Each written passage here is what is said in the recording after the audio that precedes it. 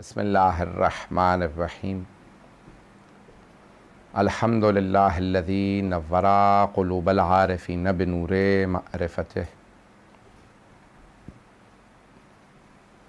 واثبت فؤاد انبیائہ و اولیائہ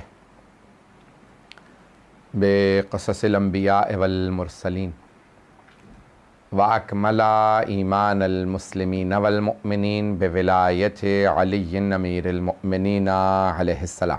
اللہم صل علی محمد وآل محمد وعلی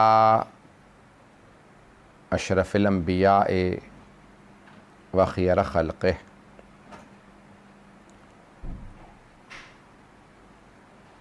محمد المصطفیٰ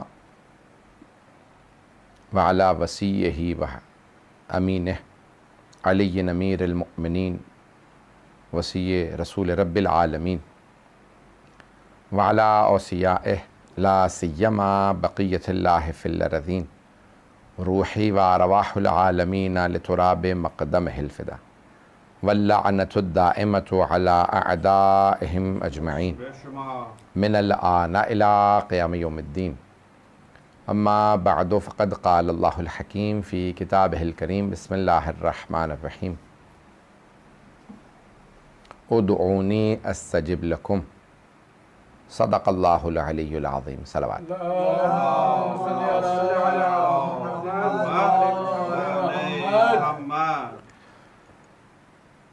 دعا کے موضوع سے ہم آپ کی خدمت میں یہ عشرہ مجالس پیش کر رہے ہیں۔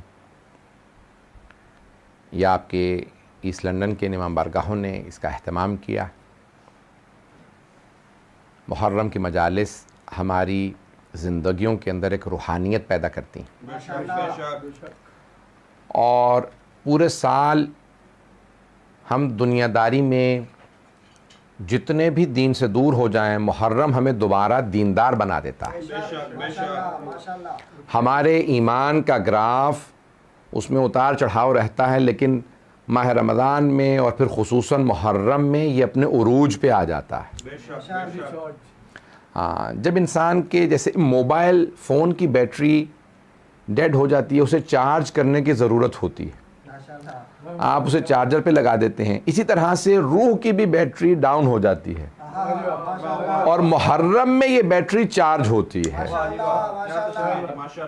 ماہ رمضان میں، محرم میں عبادات سے میں خود ہمیشہ ایک جملہ کہتا ہوں کہ جب بھی میں دنیا کے ان بکھیڑوں کے اندر اپنی روحانیت میں کمی محسوس کروں، بعض اوقات لڑائیاں دیکھتا ہوں، مختلف چیزیں دیکھتا ہوں، تو انسان کا جی کرتا ہے میں اپنا کام کروں، میں تبلیغ نہ کروں، تو میں سمجھ جاتا ہوں کہ میری زیارت کا وقت آ گیا، تو میں کسی نہ کسی معصوم کی زیارت کے لیے چلا جاتا ہوں، اور ذریعہ مقدس پہ جب کھڑا ہوتا ہوں تو مجھے یقین ہو جاتا ہے میری بیٹری چارج ہو رہی ہے۔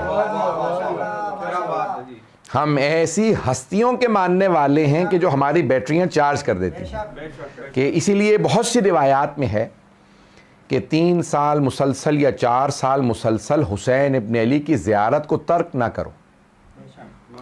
معصوم سے ہے کہ زیارات معصومین 3-4 سال مسلسل ترک نہ کرو۔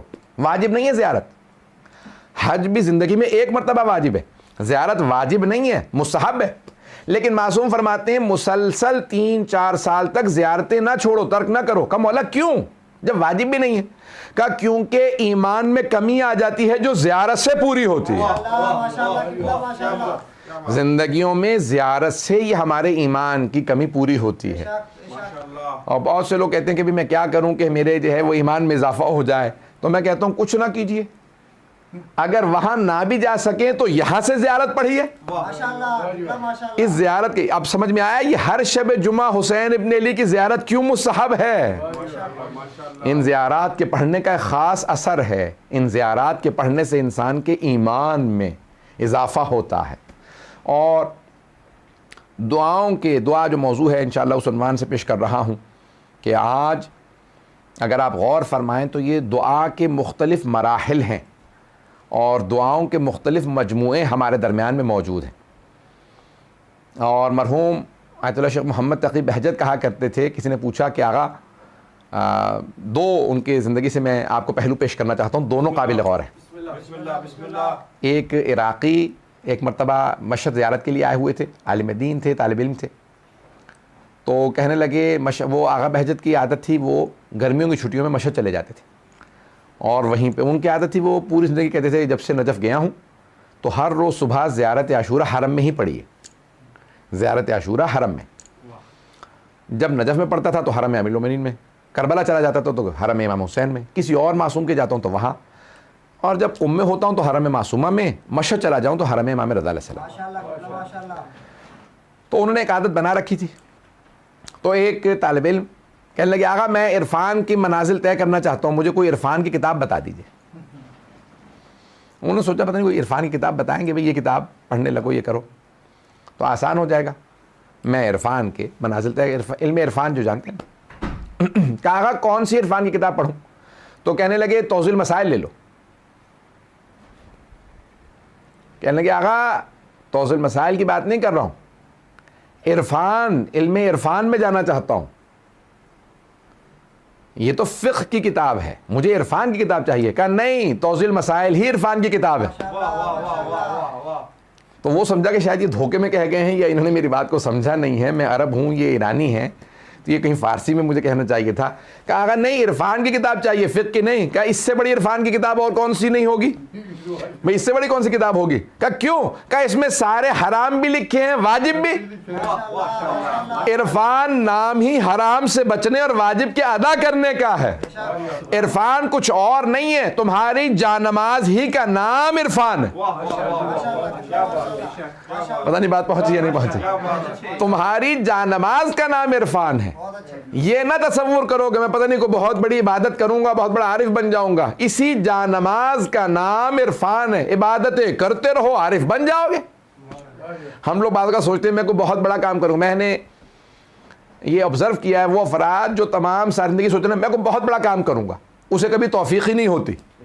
جو چھوٹے چھوٹے کام کرتے ہیں وہی بڑے بڑے لوگ بن جاتے ہیں. پتہ نہیں لوگ ہیں یا نہیں ہیں. جو سوچتے ہیں نا میں کوئی بڑا ہی کام کروں گا, مولانا مجھے تو کوئی بڑی ہی توفیق ہوگی, میں کوئی بڑا ہی کام کروں گا, چھوٹے موٹے کام نہیں کرتا میں یہ. ارے بھائی یہ چھوٹے چھوٹے کام کرنے سے لوگ بڑے بڑے آدمی بنتے ہیں. یہ جو آپ سمجھ رہے ہیں چھوٹا چھوٹا سا کام ہے, امام کا بنا لیا, جوتے سیدھے کر کے رکھ رہا ہوں, میں نے صفائی کر دی, ستھرائی کر دی, یہ کیا کام؟ ارے یہی تو بڑے کام ہیں. انہی سے لوگ بڑے بڑے افراد بنتے ہیں. یہ بڑے کام کوئی آسمان سے نازل نہیں ہوتے, یہ انہی کو توفیق ہوتی ہے جو چھوٹے چھوٹے کام سیکھتے ہیں. یہاں تک ایک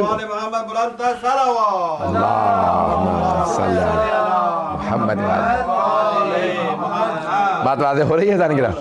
یہاں تک کہ بڑے بڑے علماء نے اپنی کتابوں میں واقعہ لکھا ہے کہ کربلا میں جانے والے قافلے نے جب سید الشہداء کو خواب میں دیکھا تو کہا کہ مولا آپ نے کیوں زحمت کی؟ تو کہا کہ جو بھی میری زیارت کے لیے آتا ہے میں ضرور جاتا ہوں اس کی زیارت کے لیے. اور دوسری وجہ یہ ہے تم جس بستی سے آئے ہو نا, جس گاؤں سے آئے ہو, جس بستی سے, اس بستی میں ایک امام بارگاہ ہے, وہاں میرا ایک خادم ہے جو میرے خادموں کے, میرے عزاداروں کے جوتے سیدھے کر کے رکھتا. جب بستی واپس جانا تو میرے اس خادم کو میرا سلام کہہ دینا. یہ چھوٹے چھوٹے کاموں سے لوگ بڑے بڑے مقام حاصل کرتے ہیں. پتہ نہیں بات واضح ہے یا نہیں. تو دعا ایک ایسی شے ہے کہ جس کو انسان سمجھتا ہے کہ ارے میں یہ کوئی چھوٹی چھوٹی کام ہے, نہیں, اسی سے بڑے بڑے لوگ بنتے ہیں. دعا ایک ایسی شے ہے جو بہت, یہ امام رضا صاحب کا فرمان ہے, حدیث ہے.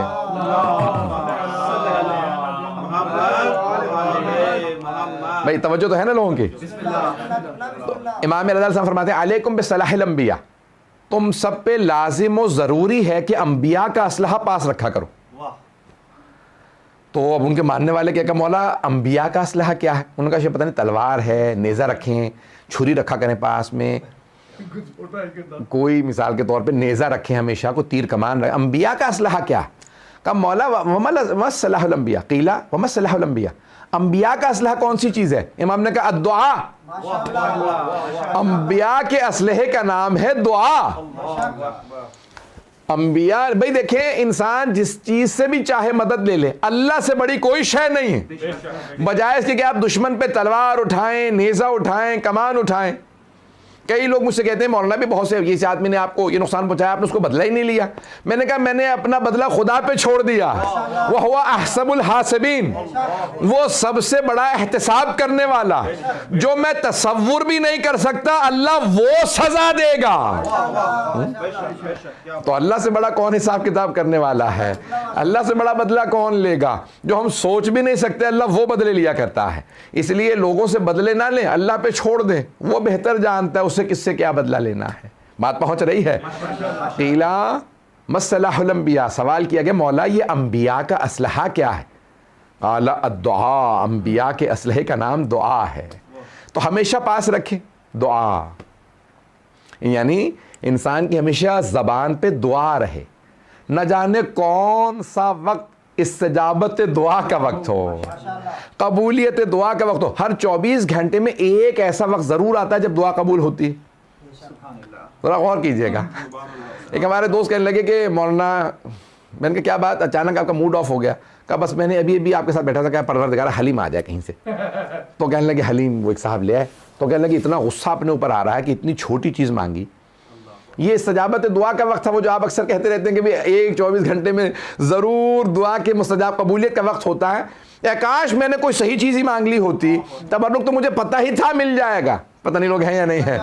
مجھے پورا یقین تھا جن مومنین نے بلایا تبرک تو دے ہی دیں گے. ہم چھوٹی چھوٹی چیزیں کیوں مانگتے ہیں؟ کاش تبرک میں حلیم ہو. ارے بھائی یہ میں کہا کہ بھائی اب اپنے اوپر غصہ آ رہا ہے کہ وہ استجابت دعا کا وقت تھا، میں کسی منکر اہل بیت کی تباہی کی دعا مانگ دیتا، میں اپنی زیارت کی دعا مانگ لیتا، میں کوئی اور دعا مانگ لیتا، کتنے لوگ پریشان ہیں ان کی پریشانی کی دوری کی دعا مانگ دیتا. تو عزیزان گرامی دعاؤں کو ضائع نہ کریں. نہ جانے کون سا وقت قبولیت دعا کا وقت ہو، نہ جانے کون سا وقت ہو جس میں دعا قبول ہونے والی ہو. تو ہمیشہ زبان سے اچھی بات نکالیں.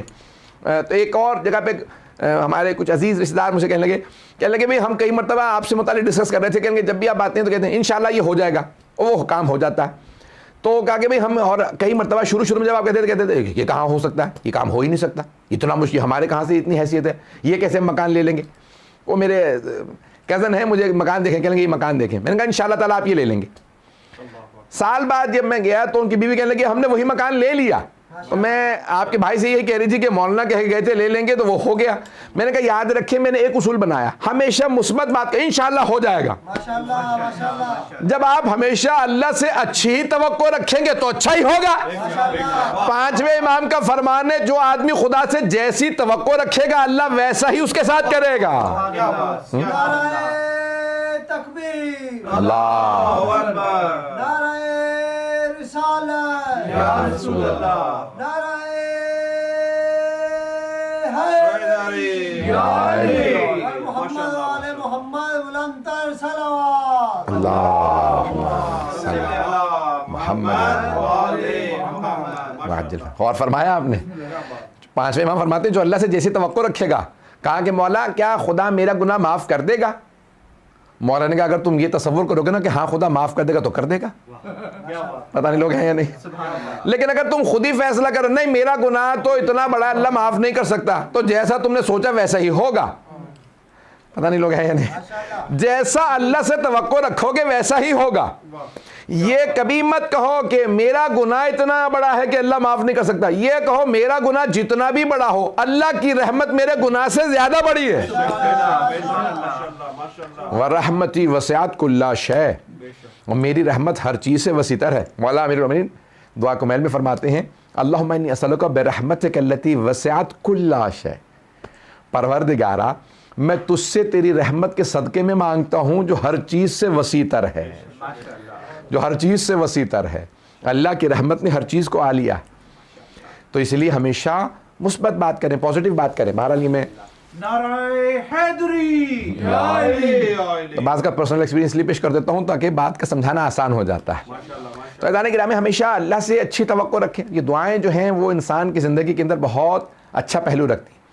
تو دعا کیسے کی جائے کہ قبول ہو؟ اب حبیب خدا فرماتے ہیں کہ 5 چیزیں بچوں سے سیکھو. ہم ہمیشہ بچوں سے کہتے ہیں نا بڑوں سے یہ سیکھا کرو. دیکھو تمہارا بھائی جو ہے تعلیم میں کامیاب ہو گیا، دیکھا تھا نا چچا پڑھے ان کا امتحان میں دیکھو کتنا اچھا رزلٹ آیا، اگر محنت کی ہوتی تو یہی ہوتا. ہمیشہ بچوں کو مثال دیتے ہیں بڑوں کی. ایسا ہے یا نہیں؟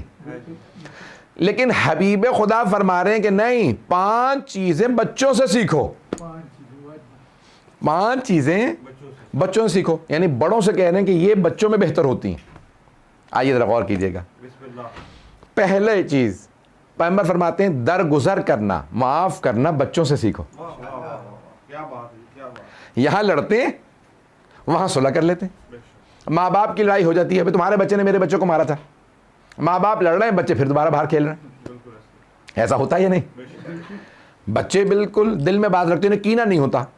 جو بڑے ہوتے ہیں ان کے دلوں میں کینے آ جاتے ہیں، وہ کہتے ہیں نہیں میں معاف نہیں کروں گا۔ بچہ فوراً معاف کر دیتا ہے، یہاں لڑتا ہے وہاں معاف۔ دوسری شے جو پیغمبر اسلام صلی اللہ علیہ وسلم فرماتے ہیں بچوں سے سیکھو۔ سننا چاہیں گے نا؟ بسم اللہ، بسم اللہ۔ کہ دوسری شے بچوں سے سیکھو، کہ زمین پہ بیٹھنا بچوں سے سیکھو، سوائے کہ جو بوڑھے ہیں جو بیمار ہوں، جیسے ہمارے ہاں عام ہے، اب تو بیماریاں عام ہو چکی ہیں، تو زمین پہ بیٹھنا بچوں سے سیکھو۔ کئی لوگ کہتے ہیں کہ میں زمین پہ کیوں بیٹھوں؟ تو زمین پہ بیٹھنا یعنی انسان اسی منہا خلقناکم، ہم نے تمہیں اسی مٹی سے خلق کیا، وفیہا نعیدکم، اسی میں تمہیں پلٹا دیں گے، اسی سے دوبارہ تارتن اخری، اسی سے دوبارہ اٹھایا جائے گا۔ تو انسان جو زمین سے آیا ہے پلٹ کے اسی زمین میں چلا جائے گا۔ زمین پہ بیٹھنے سے کبھی بھی انسان تکبر نہ کرے۔ تو انسان جو ہے وہ اس زمین سے آیا ہے۔ بچوں کو والدین منع کرتے ہیں، ماں منع کر دیتی ہے بھئی زمین پہ نہ بیٹھنا، بچہ پھر بھی باہر جا کے زمین پہ بیٹھ جاتا ہے، ایسا ہے یا نہیں؟ تو پیغمبر اسلام فرماتے ہیں زمین پہ بیٹھنا بچوں سے سیکھو۔ تیسری شے جو بچوں سے سیکھو، مانگنا بچوں سے سیکھو۔ بچے کیسے مانگتے ہیں؟ جب تک حاصل نہ کر لیں مانگتے رہتے۔ ماشاءاللہ ماشاءاللہ۔ بچہ جب تک حاصل نہ کرے، ماں باپ سے کہتا ہے بھئی مجھے آپ سائیکل لی دیجیے مثال کے طور پہ، تو والدہ کہہ دیں گے ابو کی تمہارے ابھی تنخواہ آئے گی اگلے مہینے کی، پھر لے دیں گے۔ اب ماں باپ کو بھول گیا، بچوں کو یاد رہا، کہا بھئی ابو آپ کو تنخواہ مل گئی ہے، اب آپ سائیکل لے دیں، کہا اگلے مہینے لے دوں گا، کہ نہیں آپ نے تو اس مہینے کا وعدہ کیا تھا۔ کیا بات ہے۔ اب ماں باپ منع کرتے رہیں، ٹالتے رہیں، بچہ لٹے گا روئے گا، جب تک کہ حاصل نہ کر لے تب تک روتا رہتا ہے۔ پیغمبر فرماتے ہیں مانگنا بچوں سے سیکھو۔ تم 1-2 مرتبہ مانگتے ہو، دستک دی چھوڑ کے چلے گئے، ارے مانگ تو رہا ہوں 3 دن ہو گئے آج، اللہ عطا نہیں کرتا۔ پیغمبر فرماتے ہیں نہیں، مانگتے رہو تبھی تو اللہ دے گا۔ کیا بات۔ بھئی اس طرح سے مانگو کہ اللہ عطا کر دے۔ 1-2 مرتبہ دعا مانگی، کہہ رہے صبح بھی مانگی تھی، آج رات ہو گئی ابھی بھی مانگ رہا ہوں، 2-4 دفعہ مانگنے سے تھوڑا تو مل جاتا ہے، مانگتے رہو۔ مولا امیر المومنین نے اس کو بڑے اپنے انداز سے، پیارے انداز سے کہا کہ اگر اللہ نے دروازے پہ دستک کی توفیق دی ہے نا تو استجابت اسی کے ہاتھ میں ہے، دستک دیتے رہو دروازہ کھل ہی جائے گا۔ عزیزان گرامی اس لیے مانگتے رہو، مل جاتا ہے۔ مولا سے کہا کہ مولا کیسے مانگے؟ کہا جیسے بچہ ماں سے دودھ مانگتا ہے، واہ، کیا بات، کیا بات، ماشاءاللہ۔ جیسے بچہ ماں سے کم، مولا بچہ تو بول ہی نہیں سکتا، ہاں بات پہنچ رہی کہ نہیں؟ کم مولا بچہ ماں سے کہاں دودھ مانگتا؟ آپ کہہ رہے ہیں ایسے مانگو جیسے بچہ ماں سے دودھ مانگتا ہے، بچہ تو بول ہی نہیں سکتا۔ مولا نے کہا یہی تو سمجھا رہا ہوں، بول کے مت مانگا کرو، آنسوؤں سے مانگا کرو، آنسوؤں سے مانگو۔ بچہ رو رو کے بتاتا ہے اماں میں بھوکا ہوں، بولتا نہیں ہے، بس رونا شروع کرتا ہے، ماں سمجھ جاتی ہے بچہ بھوکا ہے۔ کہا زبان سے مت کہو کیا چاہیے، آنسوؤں سے بتاؤ کیا چاہیے۔ پتہ نہیں بات پہنچی یا نہیں؟ آنسوؤں سے بتاؤ۔ کیسے مانگتا ہے بچہ جانتے نا؟ روتا ہے، تڑپتا ہے، پورا جسم کام پر ہوتا ہے، ہاتھ پاؤں پورے جسم میں لرزہ ہوتا ہے۔ آپ نے دیکھا ہے نا بچے کے آنکھ میں آنسو اور جسم میں لرزہ ہوتا ہے۔ مولا فرماتے ہیں ایسے مانگو جیسے بچہ ماں سے دودھ مانگتا ہے۔ جب ایسے مانگو گے تو دعا قبول ہوگی۔ بس میں زیادہ وقت نہیں لوں گا۔ تو اب یہ مختلف درجات ہیں استجابت دعا کے، تو میں 1-2 مرحلے اور پیش کرنا چاہتا ہوں، اس کو بھی سن لیجئے گا انشاءاللہ۔ ابھی آدھا وقت ہوا میرے خیال میں ہے ٹائم، بسم اللہ، بسم اللہ۔ تو اب ختم مرتبہ کی اس حدیث کو مکمل کرنا چاہتا تھا کہ بھئی جو بچوں سے سیکھنے والی چیزیں ہیں، تو کہا مکان بنا کے توڑنا بچوں سے سیکھو۔ واہ واہ واہ، کیا بات، کیا بات۔ بچے مٹی کا مکان بنا لیتے ہیں، اگر کہیں بیچ پہ جائیں تو فوراً ریت کا مکان بنانے لگتے ہیں۔ ماں آواز دیتی چلو جانے کا وقت ہو گیا۔ کبھی آج تک دیکھا کہ کوئی بچہ کہ نہیں میں نے تو اپنا مکان بنا لیا میں یہیں رہوں گا؟ مٹی کا مکان فوراً گراتا ہے, فوراً ماں کے ساتھ چلا جاتا ہے. مولا فرماتے ہیں, رسول خدا فرماتے ہیں, یاد رکھو دنیا میں جیسے مرضی مکان بنا لو, دل نہ لگا لینا, خدا بلائے تو چلے جانا. یہ نہ کہنا میں نے دنیا بسا لی ہے اب نہیں مرنا چاہتا. ہمیشہ تیار رہو, انسان آخرت کے لیے تیار رہے. پروردگارہ جب بھی تیری طرف سے آواز آئی میں لبیک کہوں گا. عزیزان گرامی, یہ انسان دعا کے درجات ہیں. کسی بہت بڑے عالم سے کسی نے سوال کیا, کہا آغا اگر آپ کو پتہ چلے, ایک ڈاکٹر صاحب تھے, کہنے لگے بہت بڑے مجھے سے, اب وہ ان کا انتقال ہو گیا اسی سال جن سے سوال کیا تھا, کہا آغا اگر آپ کو یہ پتہ چلے کہ آپ کے 1 مہینہ رہ گیا انتقال میں, مہلت دیا ڈاکٹر نے آپ کو 1 مہینے کی. وہ ڈاکٹر صاحب تھے تو انہوں نے کہا ہم مہلتیں دیتے رہتے لوگوں کو کہ بھئی اب تمہیں یہ ہو گیا 1 مہینہ ہے 6 مہینے ہیں. کہا اگر آپ کو یہ پتہ چلے کہ 1 مہینہ ہے, بس 1 مہینے کی مہلت ہے, 1 مہینے میں آپ مر جائیں گے, تو آپ کی زندگی میں کیا تبدیلی آئے گی؟ وہ یہ دیکھنا چاہ رہے تھے کہ میں اپنے آپ کو کس چیز میں امپروو کروں. یہ عالم اتنے بڑے مجتہد, اتنے بڑے عالم آیت اللہ ہیں کہ کیا اپنے اندر تبدیلی لائیں گے؟ تو کہیں گے آپ کو اگر ڈاکٹر 1 مہینے کی مہلت دے دے تو آپ میں کیا تبدیلی آئے گی, آپ اپنے اندر کیا تبدیلی لے کے آئیں گے؟ کہا مجھ میں کوئی تبدیلی نہیں آئے گی. کہا 1 مہینہ آپ کو مہلت ملے کوئی تبدیلی نہیں آئے گی؟ کہا نہیں. کہا کیوں؟ کہا کیونکہ تبدیلی میں پہلے لا چکا ہوں, میں موت کے انتظار میں تبدیلی نہیں لاؤں گا. جو موت کے انتظار میں, بھائی ایک بہن نے کسی عیسائی کی گاڑی کے پیچھے یہ جملہ دیکھا, بہت مجھے پیارا لگا, یہ امریکہ میں یا کینیڈا میں کہیں دیکھا, مجھے یاد نہیں ہے, میں نے کسی جگہ پہ دیکھا, انگریزی کا جملہ تھا اس لیے انگلش ملک میں ہی رہا ہوگا. تو گاڑی کے پیچھے کسی حضرت عیسیٰ کے ماننے والے نے, کرسچن نے جملہ لکھا ہوا تھا کہ the ones who want to recognize God at the 12th hour, یعنی جو خدا کو 12ویں گھنٹے میں پہچاننا چاہتے ہیں, what if they die at 11th hour, وہ جو چاہتے ہیں کہ میں خدا کو 12ویں گھنٹے میں پہچان لوں گا, یعنی موت کے آخری لحظے میں, 12واں گھنٹے کہتے ہیں آخری سے, موت کا جب آخری, بس موت آنے والی ہے, چلو بھائی اب توبہ طائب ہو جاؤ, آج کے بعد سے گناہ نہیں ہے, بس مرنے والا ہوں. کہ وہ جو یہ سوچتے ہیں میں 12ویں گھنٹے میں خدا کو پہچان لوں گا, انہیں کیا پتا کہ 11ویں گھنٹے میں نہیں مر جائیں گے. بھائی انسان اس طرح سے اللہ سے مانگے. مولا علی علیہ السلام کا جملہ میں جب پڑھتا ہوں تو عجیب و غریب کیفیت ہو جاتی ہے نہج البلاغہ میں. مولا کہتے ہیں نیکی ایسے کرو کہ ہمیشہ یہاں رہو گے, اور برائی ایسے کرو کہ اگلے لحظے میں مر جاؤ گے. پتہ نہیں پہنچا پایا ہوں یا نہیں. نیکی ایسے کرو تو کیا ہوتا ہے, ارے یہ امام مرگا میں اتنی محنت کیوں کروں, پتہ کیا پتہ میں مر ہی جاؤں. مولا کہتے ہیں نہیں, نیک کام ایسے کرو کہ نہیں ہمیشہ رہو گے, یعنی نیک کام کو پائیداری کے ساتھ کرو, اور برائی کو ایسے کرو کہ اگلے لحظے میں مر جاؤ گے, یعنی ایسا نہ کرو کہ میں کرتا رہوں گا, پتہ نہیں لوگ ہیں یا نہیں ہیں. گناہ کو, برائی کو بہت چھوٹا, اور نیکی کو ایسے کہ ہمیشہ جاری رہے گی. تو مولا فرما رہے ہیں کہ انسان جب بیٹھتا ہے, بھائی اس انداز سے دعا مانگے کہ جیسے بچہ روتے ہوئے ماں سے دودھ مانگتا ہے, جب دعا میں آئے تو جلد بازی نہ کیجئے. بہت سے لوگ بیٹھتے ہیں, پروردگارہ گاڑی دے دے, خدا حافظ. بھائی جلد بازی میں نہیں ہوتی دعا. مولا فرماتے ہیں اگر دعا قبول کروانی ہے تو کچھ اصول ہیں. پہلے صدقہ دو, تصدق ترزق, صدقہ دو, رزق نازل کروا لو. پتہ نہیں لوگ ہیں یا نہیں. میں ایک بہت بزرگ عالم دین نے ایک واقعہ سنا ہے, وہ کہتے ہیں کہ ایک آدمی کسی مسجد میں گیا, دعا مانگنا چاہتا تھا, پروردگارہ میرا یہ کام ہے, مثلا مجھے $1 ملین دے دے. دعا مانگ رہا تھا بیچارہ, اب چھوٹی موٹی تو دعا تھی نہیں, $1 ملین, 1 ملین. قریب میں ایک آدمی, پروردگارہ $1 دے دے, $1 دے دے, $1. انہیں بہت برا لگا. کہا تجھے سمجھ میں نہیں آتا, میں ملین مانگ رہا ہوں, تو مجھے شرمندہ کر رہا ہے, کوئی بڑی چیز مانگ. کہا جس کے بعد جو نہیں ہوتا وہ وہی مانگتا ہے. تو کہیں گے کیا کرے $1 کا, کھانا کھا لوں گا. اس نے نکال کے دیا $1. کہیں گے یہ $1 پلیز یہاں سے اٹھ. تو اس کو پیسے دے کے اٹھا دیا. کہا پروردگارہ تیری بارگاہ میں 2 آدمی مانگ رہے تھے, میں اور وہ, اس کی حاجت روائی میں نے کر دی, اب میری تیرے ذمہ. پتہ نہیں لوگ ہیں یا نہیں. دیکھیں مانگے تو پہلے صدقہ دیں پھر مانگے, دعا رد نہیں ہوگی. اسی لیے کہا جاتا ہے کہ اللہ کے بہت سے جو بندے مانگ رہے ہیں ان کو عطا تو کرو, دے کے تو آؤ. جب آؤ گے اب مانگنے کا جی بھی کرے گا, ارے ابھی میں کسی کی حاجت روائی کر کے آیا ہوں. پتہ نہیں بات تو سمجھ میں آ رہی ہے نہیں آ رہی ہے. عزیزان گرامی یہ نظام ہے کائنات کا, چلتا رہتا ہے, آپ کا اس کے اندر کتنا عمل دخل ہے. اللہ سبحانہ و تعالیٰ پہ پورا کا پورا نظام ہے. میں صرف ایک دعا کی استجابت پہ پیش کر رہا ہوں. الکلام یجر الکلام, بات سے بات نکلتی ہے. یہ عربی کا جملہ ہے, کسی نے اس کو اردو میں ترجمہ کیا ہے الکلام یجر الکلام. اردو میں کہتے ہیں آپ لوگ بات سے بات نکلتی ہے, ایسے ہی ہے. تو انہوں نے کتاب لکھی ہے مرحوم زنجانی نے, سید حسین, بہت انہوں نے پوری کتاب کا نام ہی رکھا بات سے بات نکلتی ہے.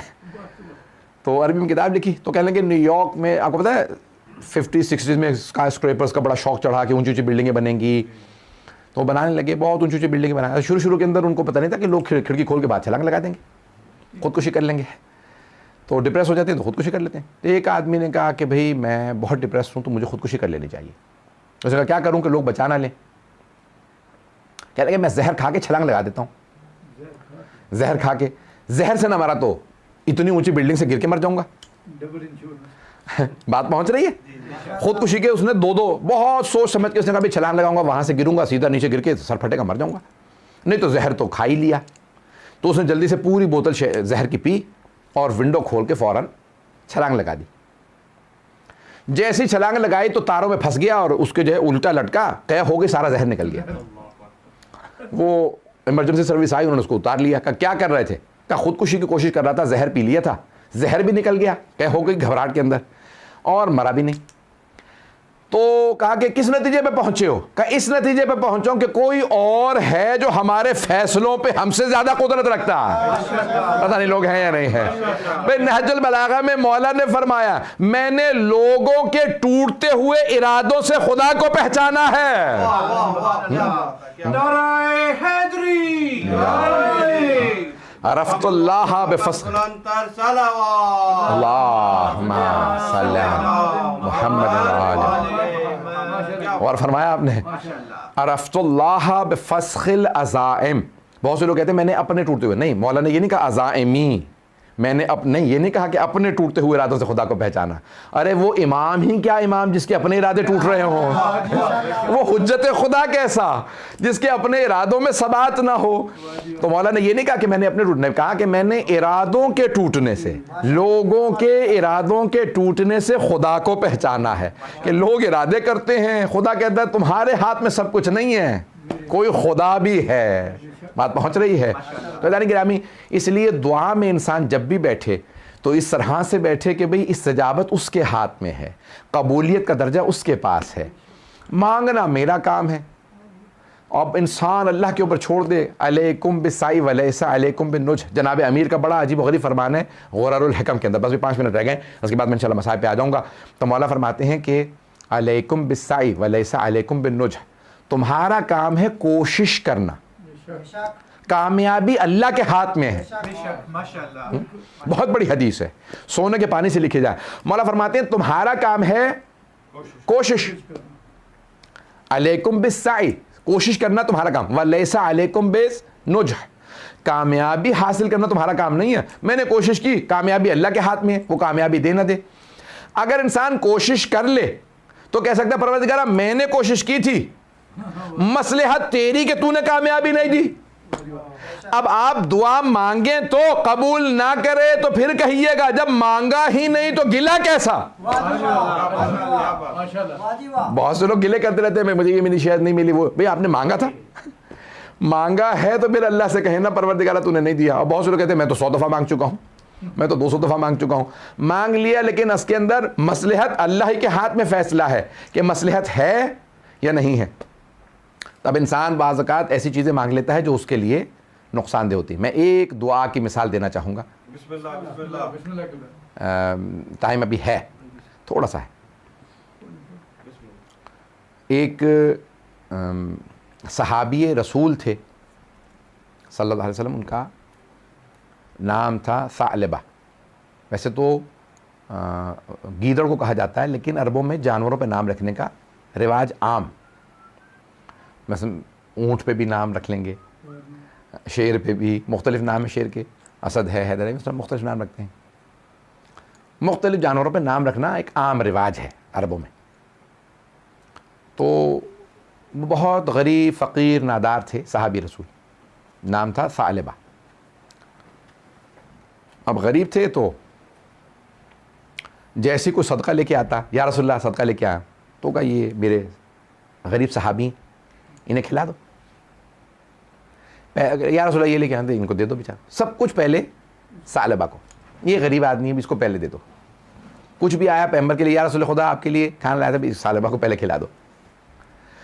رسول خدا مسجد آتے تو پہلے ثعلبہ کو سلام کرتے, السلام علیکم ثعلبہ, پہلے سلام کرتے, پہل کرتے. رسول خدا ہر سلام میں پہل کرتے تھے ہر ایک کو. اگر آپ دیکھیں حدیث کتاب میں بھی تو جناب سیدہ کو سلام میں پہل کر رہے ہیں سر. انہیں سلام بھی کرتے, مسجد میں بھی ان کو بہت زیادہ نوازتے. یہ وہ 5 وقت کی جماعت, وہ تھے فقیر, وہیں مسجد میں بیٹھے رہتے تو وہیں نماز پڑھتے تھے پیغمبر کے پیچھے. تو صبح فجر پہ بھی وہیں پیغمبر کے پیچھے نماز, ظہر عصر مغرب عشاء. کہا یا رسول اللہ مجھے کوئی پیسے دے دیں, میں تجارت کر لوں, کاروبار کر لوں. میں نے کہا تمہارے لیے یہی بہتر ہے. اب نبی اور امام جو ہیں ہر ایک آدمی کو جانتے ہیں, اس کا مزاج سمجھتے ہیں.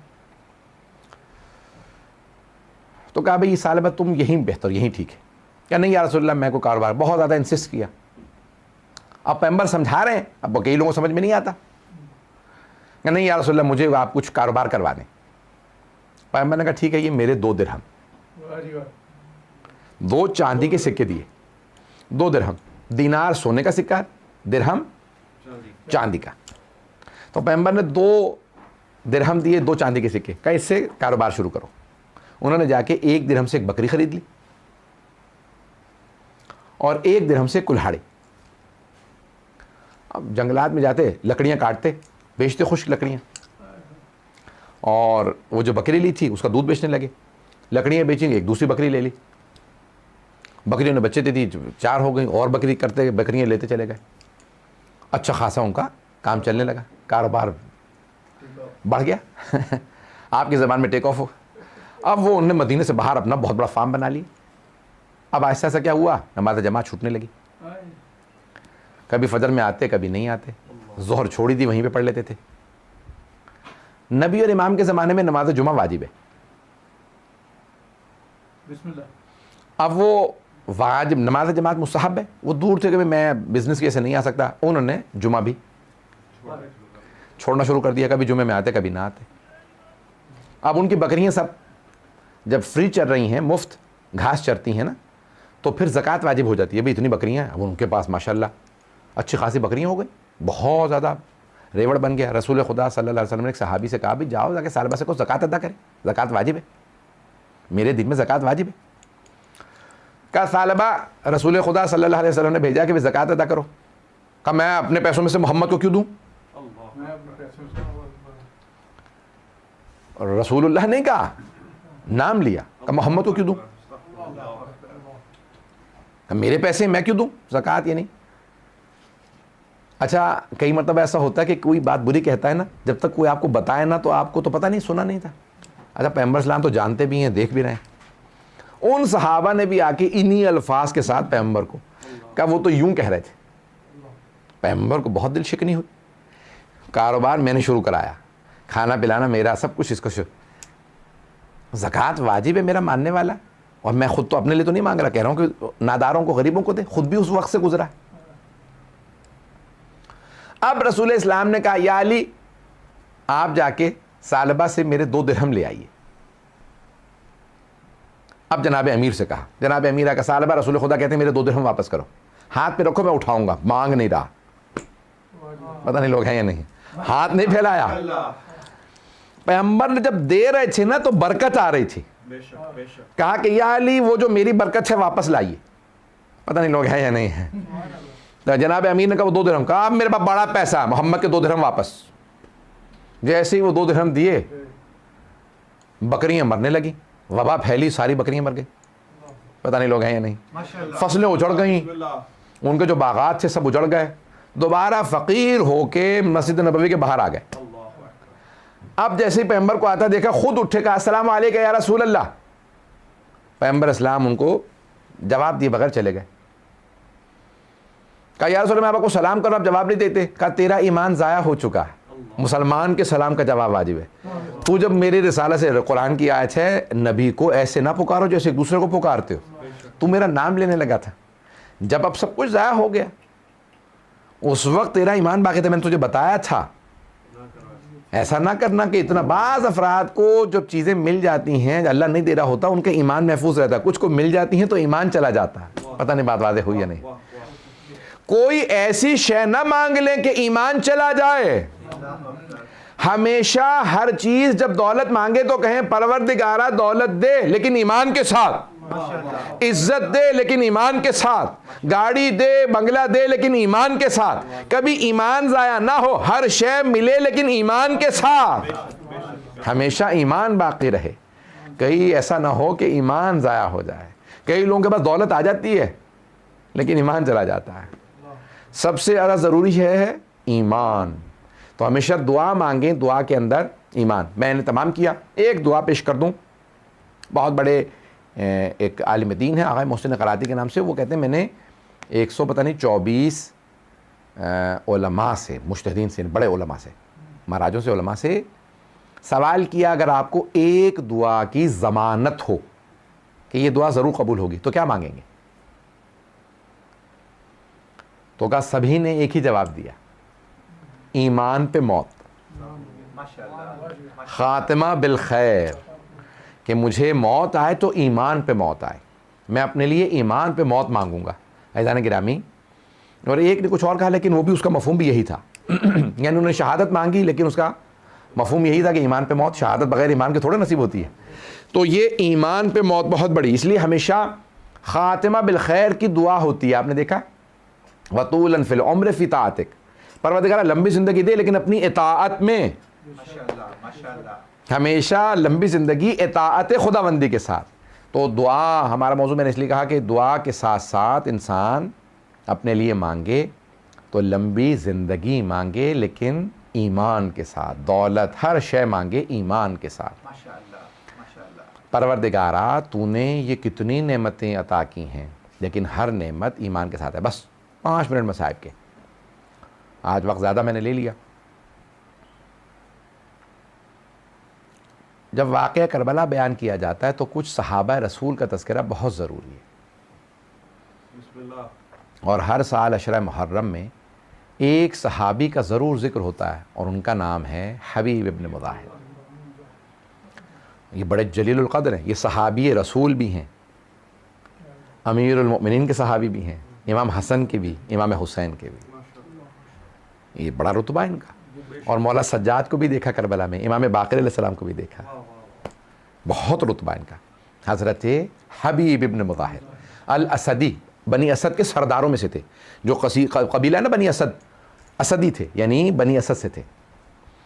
اور وقت زیادہ نہیں کہ تفسیر میں جاؤں لیکن ان کی تعریف میں آیا کہ اللہ اللہ حبیب کھانا یختم القرآن بلیلہ واحدہ, ایک رات میں, ہر رات میں قرآن ختم کرتے تھے. عابد و زاہد لیکن عاشق حسین ابن علی.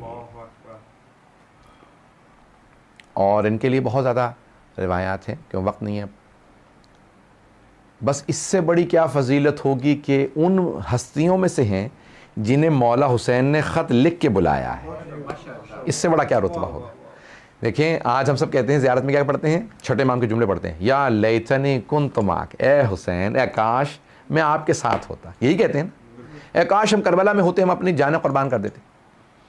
لیکن کچھ ایسے ہیں جنہیں حسین خط لکھ کے بلا رہے ہیں. اللہ اکبر. اب یہ کتنا بڑا رتبہ ہے. میں جب سوچتا ہوں تو یقین مانیے کہ جناب حبیب کی فضیلت بہت زیادہ ہے. بس میں زیادہ وقت نہیں لوں گا. جناب حبیب, بڑا پرسکون وقت تھا کوفے میں. جناب حبیب اپنے گھر میں دسترخوان پہ بیٹھے تھے, دسترخوان بچھا ہوا تھا, اور آپ کی زوجہ نے آپ کے لیے کھانا لگایا تھا, اور جناب حبیب رزق پہ بیٹھے تھے. پہلا لقمہ اٹھایا تھا. مولا نے جب 7 محرم کو علم تقسیم کیے نا, تو جیسے لشکر یزید میں تھا میمنہ, میسرہ. میمنہ کہتے ہیں یعنی داہنی طرف کا جو لشکر ہوتا ہے, پھر بائیں طرف کا, پھر قلب لشکر, سپہ سالار.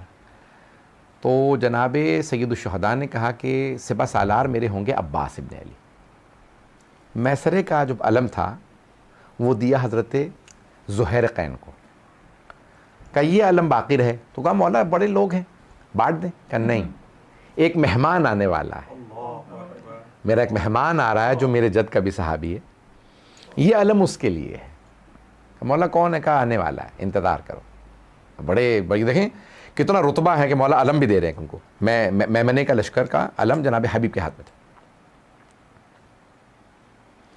تو کہا کہ بھئی اب وہاں پہ مولا نے ایک آدمی کو قاصد کو خط دیا, کہا کہ بھئی یہ خط کوفے پہنچا دو, یہ پتہ ہے یہ خط ہے. خط کو بند کر دیا سیل میں. تو جناب حبیب اپنے دسترخوان پہ بیٹھے, بہت پرسکون وقت ہے, پہلا لقمہ اٹھایا, کھانا کھانے لگے. دروازے پہ دستک ہوئی. اب حدیث میں ہے کہ انسان جب بھی ماں باپ آئیں ان کی تعظیم میں کھڑا ہو جائے, لیکن جب رزق پہ بیٹھا ہو تو ماں باپ کے لیے بھی کھڑا نہ ہو, صرف امام وقت کے لیے. تو جیسے ہی جناب حبیب نے لقمہ اٹھایا تو دروازے پہ دستک ہوئی, تو فوراً کہا من بالباب, اٹھے نہیں. کیوں کہ رزق ہے, اللہ کے رزق پہ نہیں اٹھوں گا کیونکہ مولا نے منع کیا. تو کہا من بالباب, دروازے پہ کون ہے؟ قاصد نے کہا انا برید الحسین, میں حسین کا پیغام لایا ہوں. بس یہ سننا تھا کہ حسین کا پیغام آیا ہے. کہا پروردگارہ یہ تیرا رزق ہے لیکن وہ تیرا حجت ہے جس نے پیغام بھیجا. چوم کے فوراً لقمے کو وہیں رکھا, ننگے پاؤں ننگے سر دوڑتے ہوئے دروازے پہ آئے. اور دروازے پہ آنے کے بعد کہا کیا فرمایا میرے مولا نے؟ کہا آپ کے لیے خط دیا. خط لیا, تحریر کھولی نہیں, چوما. چومنے کے بعد آنکھوں سے مس کیا, سر پہ رکھا. کہ پروردگارہ تیرے حسین نے مجھے خط لکھا ہے. اللہ اکبر, کتنے عاشق ہیں. فوراً خط کو کھولا. تحریر میں کیا تھا؟ الی رجل فقیہ حبیب ابن مظاہر, ایک مرد فقیہ کے نام جو حبیب ابن مظاہر ہیں. من حسین ابن علی, حسین ابن علی کی طرف سے الی رجل فقیہ. پہلے اپنا نام لکھا کہ میری طرف سے حسین ابن علی.